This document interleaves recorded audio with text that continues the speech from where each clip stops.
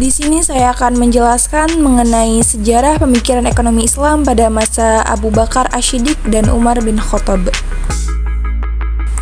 Sebelumnya, perkenalkan, nama saya Syifa Lutfia dari Prodi Akuntansi Syariah 3B, Fakultas Ekonomi dan Bisnis Islam IAIN Syekh Nurjati Cirebon.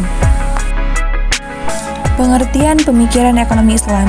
Pemikiran ekonomi Islam adalah respon para pemikir muslim terhadap tantangan-tantangan ekonomi pada masa mereka yang menjadi pondasi kerangka ilmu ekonomi yang digunakan hingga sekarang. Pemikiran diilhami dan diadu oleh ijtihad dan pengalaman empiris para pemikir muslim.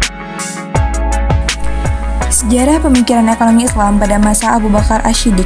Setelah wafatnya Rasulullah SAW, Abu Bakar Ash-Shiddiq terpilih menjadi khalifah pertama. Beliau merupakan pemimpin agama sekaligus pemimpin negara kaum muslimin. Dalam pemerintahan Abu Bakar yang hanya berlangsung 2 tahun, berjalan dengan baik dengan berhasil mengatasi banyaknya orang yang murtad, nabi palsu, dan pembangkang zakat. Maka terjadilah perang Riddah, perang melawan kemurtadan. Langkah-langkah strategis yang dilakukan Abu Bakar Ash-Shiddiq.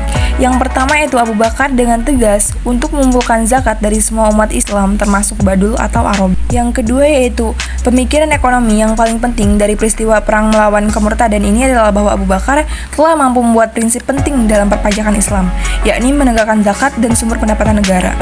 Yang ketiga yaitu pendistribusian harta Baitul Mal dengan prinsip kesamarataan. Selama masa pemerintahan Abu Bakar Ash-Shiddiq, harta Baitul Mal tidak pernah menumpuk dalam jangka waktu yang lama, karena harta Baitul Mal langsung didistribusikan kepada seluruh kaum muslim, bahkan ketika Abu Bakar telah wafat. Dalam pembendaharaan negara, hanya ditemukan 1 dirham. Apabila pendapatan meningkat, seluruh kaum muslimin mendapatkan manfaat yang sama dan tidak ada seorang pun yang dibiarkan dalam kemiskinan. Sejarah pemikiran ekonomi Islam pada masa Umar bin Khattab.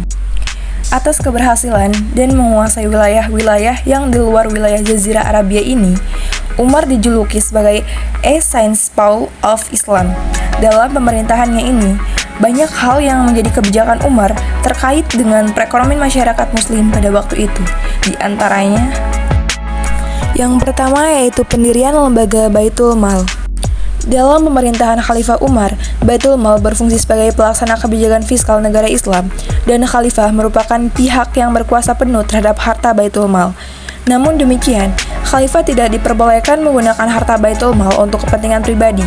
Pada masa ini, harta Baitul Mal dianggap sebagai harta kaum muslimin, sehingga Khalifah dan para amil hanya berperan sebagai pemegang amanah. Yang kedua yaitu pajak kepemilikan tanah atau kharaj. Pada zaman Khalifah Umar, telah banyak perkembangan administrasi dibanding pada masa sebelumnya. Misal, kharaj yang semula belum banyak di zaman Rasulullah, tidak diperlukan suatu sistem administrasi.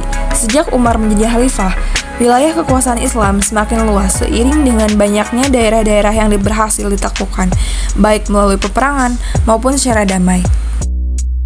Yang ketiga yaitu zakat. Mal juga mengeluarkan kebijakan penyaluran zakat yang dinilai cukup kontroversi dan bertentangan dengan apa yang dilakukan Rasulullah semasa hidup, yakni tidak lagi memberikan zakat kepada salah satu dari ke-8 golongan asnaf, yaitu mu'alaf atau orang yang baru masuk Islam.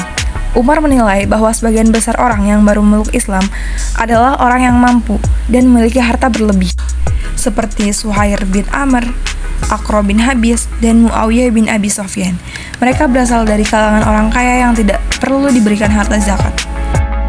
Mohon maaf jika terjadi kesalahan. Thank you for listening.